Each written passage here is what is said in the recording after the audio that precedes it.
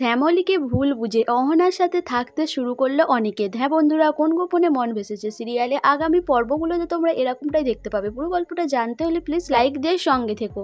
দেখা যায় যে অনিকেত ও শ্যামলী একটা রেস্টুরেন্টে বসে আছে। অনিকেত শ্যামলীকে বলে, কি আমার কাছে ক্ষমা চাইতে এসেছো তো? তখন শ্যামলী বলে যে না, আমি ক্ষমা চাইতে আসিনি, আমি আপনাকে সাবধান করতে এসেছি। আপনি আমার উপরে রাগ করে অহনার সাথে থাকছেন, বড্ড বড় ভুল করছেন। যেদিন অহনা আপনাকে সর্বস্ব নিয়ে পথে বসিয়ে দেবে সেদিন আপনি বুঝবেন অহনা কতটা খারাপ মেয়ে। আর সেদিন যদি আপনি আমার কাছে ফিরে আসতে চান সেদিন কিন্তু আমি আপনাকে আমার ঘরে তুলব না।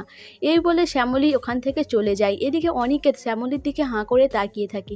রেস্টুরেন্টে যত লোক থাকে তারা সবাই মিলে শ্যামলীর বাহবা দিতে থাকে যে এতদিন ছেলেরা মেয়ের দিকে শুধু হুমকি দিয়েছে যে কোনোভাবে ভুল হলে মেয়ের দিকে ঘরে তুলবে না, কিন্তু এই প্রথমবার কোনো মেয়ে একটা ছেলেকে হুমকি দিল। বন্ধুরা, কি এমন ঘটলো যে অনিকেত শ্যামলীকে ভুল বুঝে অহনার সাথে থাকতে শুরু করলো? তোমাদের কি মনে হয় অবশ্যই আমাকে কমেন্ট করে জানাবে। আর আমার ভিডিওটা ভালো লাগলে প্লিজ সাবস্ক্রাইব করে দিও আর লাইক কমেন্ট শেয়ার করো।